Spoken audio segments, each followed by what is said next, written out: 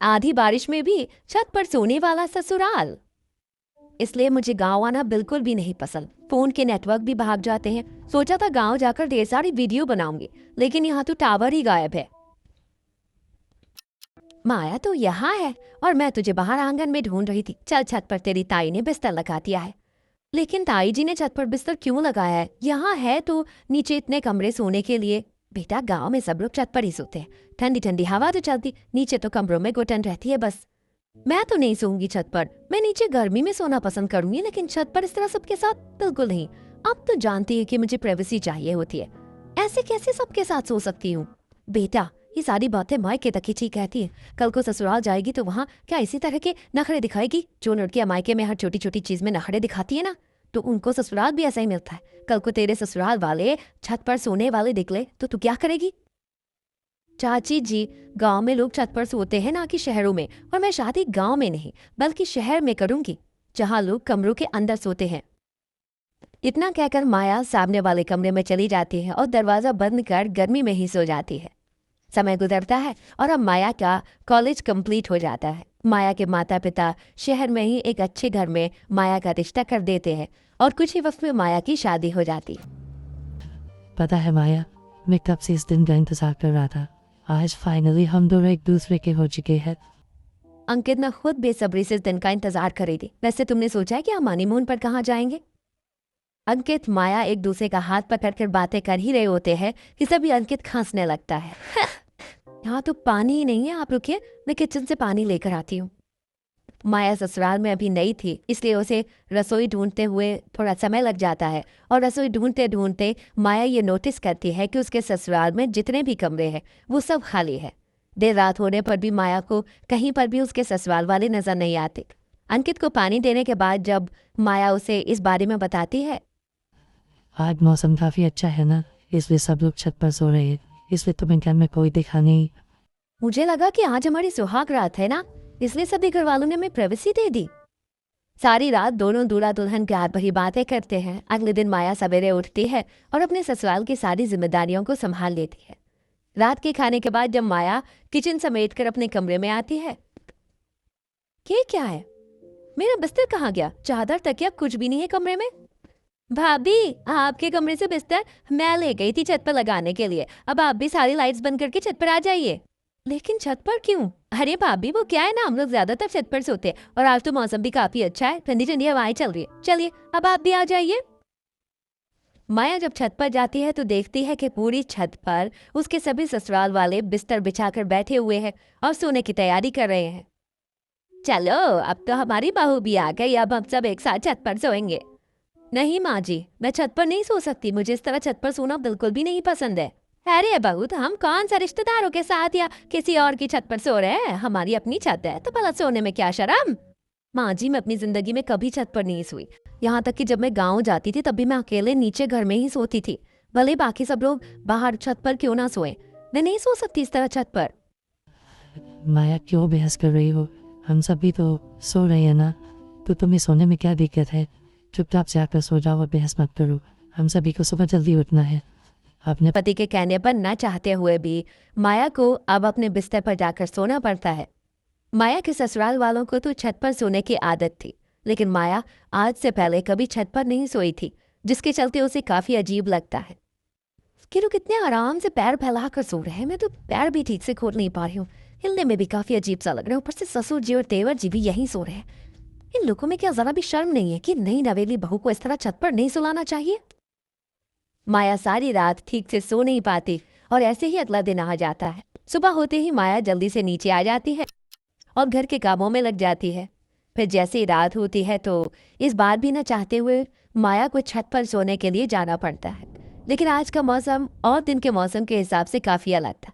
ठंडी ठंडी हवाओं के बजाय आज काफी आंधी तूफान भरी हवाएं चल रही थी। आंधी चलनी शुरू हो गई है। मेरे ख्याल से अब हमें नीचे चलना चाहिए। देखिए ना कैसे बार बार चादर उड़ रही है, चटाई भी इधर से उधर हो रही है। अरे बहू, तो इतनी ठंडी ठंडी हवाओं को आंधी कैसे कह सकती है? भाई, थोड़ी देर पहले तक मुझे कितना पसीना आ रहा था, लेकिन अब देख तुझे क्या ठंडी हवाएं पसंद नहीं है? और नहीं तो क्या बहू, और रही चादर और चटाई की बात तो उन्हें अच्छे से पकड़ कर बैठो, नहीं उड़ेगी। कौन सा तूफान आ गया है? माया के ससुराल वाले तो इस आंधी को काफी एंजॉय करते हैं, लेकिन वहीं माया बार बार परेशान होती है। कभी उसकी चादर उड़ती तो कभी चटाई, तो कभी बार बार मिट्टी माया की आंखों में आने लगती। क्या मुसीबत है, मैं वैसे ही छत पर सोकर कम परेशान थी, जो अब आंधी भी चलने लग गई। जून जुलाई का महीना, ऐसे आंधी तो अक्सर आएगी, मेरा क्या होगा। ऐसे ही कुछ दिन गुजर जाते हैं, लेकिन माया को हर रात आंधी तेज हवा में छत पर सोना पड़ता। आज भी माया जैसे तैसे करके आंधी में सोने की कोशिश करती है कि तभी अब तेज आंधी के साथ साथ बारिश भी शुरू हो जाती है। अरे आप लोग क्यों बारिश में भीग रहे हैं, नीचे नहीं चलना है क्या? मौसम की पहली बारिश है, ये जरा भी भीगेंगे ना तो हम सब बीमार पड़ जाएंगे। जल्दी से बिस्तर उठाइए और नीचे चलिए। भाभी आप कैसी हैं? इतने सुहाने और अच्छे मौसम को छोड़कर आपको नीचे जाने का मन कैसे कर रहा है? माँ मैं तो कह रही हूँ कि आज हम बारिश में भीगते भीगते सोते, शरीर की सारी गर्मी भी उड़ंचू हो जाएगी। माँ, आंचल बिल्कुल ठीक कह रही हैं। कितने समय के बाद तो हम बारिश में भीग रहे हैं। इतनी ठंडी बारिश को छोड़कर नीचे जाने का तो मन भी नहीं करता। लगता है इन लोगों का मानसिक संतुलन हिला हुआ है। बारिश में भीगना तो सुना था, लेकिन बारिश में इस तरह सोता कौन है? खुद को बीमार पड़ेंगे, मुझे भी बीमार करके ही छोड़ेंगे। अपने ससुराल वालों के चलते माया को भी अब बारिश में ही सोना पड़ता है।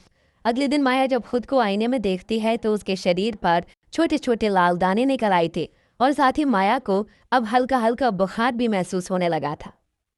खुद तो बीमार हुए, इस हाथ में मुझे भी बीमार कर दिया। इन लोगों का क्या है, पूरा दिन तो कमरे में ही बैठे रहेंगे, लेकिन घर के काम तो मुझे करने है ना। 5 मिनट के लिए क्या बैठ जाओ तो सर पर चढ़कर तांडव करने लगते हैं। बहू ये नहीं किया, बहू वो नहीं किया। अरे बहू हूँ, कोई रोबोट नहीं। इंसान रोबोट को भी थोड़ी देर के लिए आराम करने के लिए छोड़ता है, लेकिन ये लोग तो इतने गए गुजरे हैं कि पूछो मत। ना दिन में सुकून मिलता है, ना रात में चैन। दिन में घर के कामों से परेशान हो और रात में आंधी बारिश से।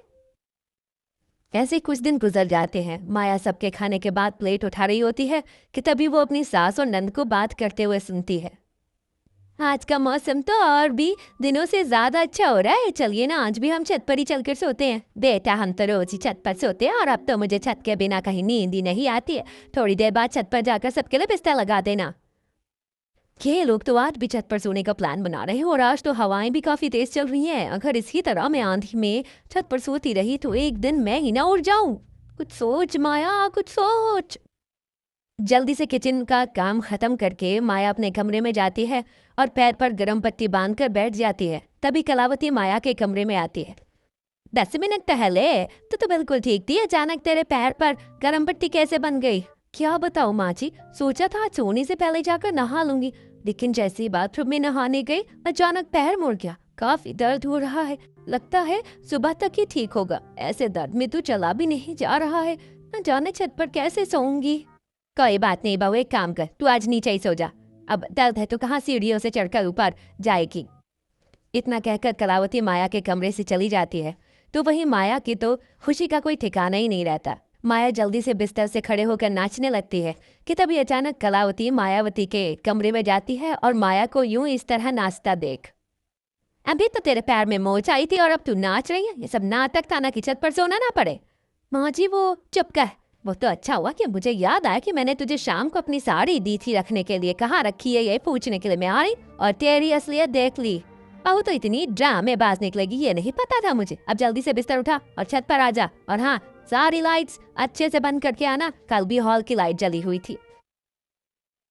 बेचारी माया मन ही मन रोते हुए बिस्तर उठाती है और आज भी छत पर सोने के लिए चली जाती है।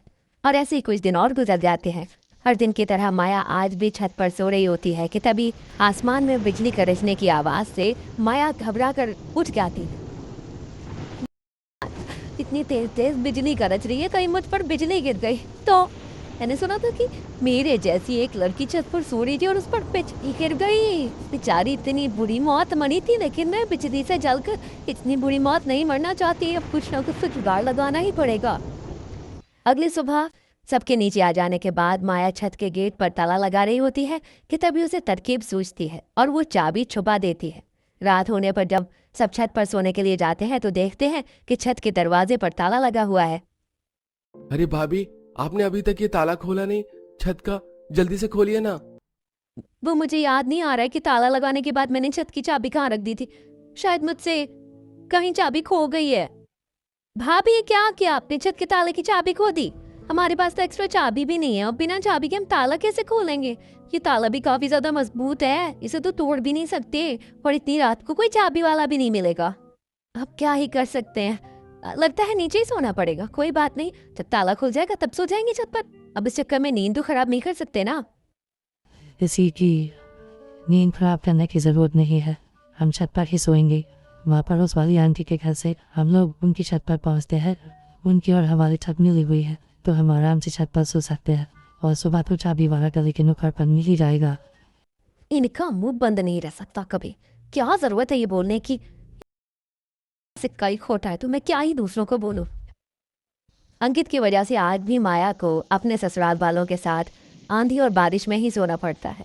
और रोज कभी आंधी तो कभी बारिश में सो सोकर माया की कभी तबीयत खराब होती तो कभी उसके शरीर पर गर्मी से दाने निकल आते। आज माया अपने ससुराल वालों के साथ छत पर बैठकर आइसक्रीम खा रही होती है कि तभी इतनी तेज आंधी चलने लगती है कि माया के हाथ में रखी हुई आइसक्रीम सीधा उसके मुंह पर जा लगती है, जिसे देख सभी हंसने लगते हैं। ये क्या बहू, सारी आइसक्रीम तो तेरे नाक पर लग गई, क्या तुझे पता नहीं आइसक्रीम मुंह से खाते हैं नाक से नहीं? भाभी आप तो किसी छोटे बच्चे की तरह आइसक्रीम खाती है। आकाश जल्दी से भाभी की फोटो लो ना, भाभी कितनी फनी लग रही है, मैं तो इसे स्टोरी पर भी लगाऊंगी। भाभी जल्दी से चीज करिए। माया को गुस्सा तो बहुत आता है लेकिन वो बेचारी अब कर ही क्या सकती थी। कुछ समय और गुजरता है और ये सिलसिला यूं ही चलता रहता है। ये देखिए जी, इस महीने भी हमने कितने सारे पैसों की बचत की है। कहाँ साल भर पहले हम 20-25 हजार का बिजली का बिल भरते थे और अब देखिए मुश्किल से 1-2 हजार ही बिजली का बिल आता है। मैं तो सोच रही हूँ कि हम इन बिचे हुए पैसों से जल्दी एक जमीन खरीद देते और उस पर एक बड़ा सा घर बनाएंगे और उसे किराए पर चढ़ा देंगे। धीरे धीरे कर सारे पैसे भी वसूल हो जाएंगे और मुनाफा ही मुनाफा होगा। क्या बात है मेरी करावती, जैसे जैसे तुम दिन पर दिन बुढ़ी होती जा रही हो उतनी ही समझदार वाली बातें करती हो। तो मेरा तो दिल खुश कर दिया तुमने। सारे देश भर में पहली पत्नी अच्छी है जो अपने पति के इतने पैसे बचाती है। और नहीं तो क्या, बदनाम पागल थोड़ी ना है कि आंधी तूफान बारिश में भी छत पर सोए। अरे हमारा भी तो नीचे सोने का मन करता, लेकिन 4 पैसे बचेंगे तभी तो आगे चलकर काम आएंगे। लेकिन अब तो इस तरह की सोने की आदत सी हो गई है। बस एक बहू ही है जो इतने नखरे करती है। फिकर मत करिए, धीरे धीरे उसे भी आदत पड़ जाएगी। उसे क्या, हम तो अपने पोता पोती को भी यही आदत डालेंगे। अब तो पैसा ही पैसा होगा। अपने सास ससुर की ये सारी बातें माया सुन लेती है, जिसे सुन उसे 440 वोल्ट का झटका लगता है। अच्छा, तो अब मैं समझी कि क्यों ये मेरे ससुराल वाले छत पर सोते हैं, ताकि इनकी बिजली बच सके। तभी तो इतने बड़े घर में एक भी एसी नहीं है और जो कूलर है उसे भी माँ जी दिन में मुश्किल से एक बार चलाती है। कुछ ना कुछ तो करना पड़ेगा, वरना ये लोग तो अपनी हरकतों से बाज नहीं आएंगे। सही कहा है किसी ने, अगर घी सीधी उंगली से ना निकले तो उंगली टेढ़ी कर लेनी चाहिए। लेकिन इस बार मैं उंगली टेढ़ी करने की बजाय घी को ही गैस पर रख दूंगी। रात का समय होता है, सभी लोग छत पर सो रहे होते हैं। माया की नींद आंचल सोने के समय अपना फोन तकिए के साइड पर रख देती है और सो जाती है। सबके सोते ही माया चुपके से आंचल का फोन उठाती है और नीचे आ जाती है। माफ करना आंचल, मुझे पता है तुम्हें अपना फोन कितना प्यारा है, लेकिन अब जब तक मैं ये नहीं करूंगी तब तक तुम सबकी छत पर सोने की गंदी आदत भी खत्म नहीं होने वाली।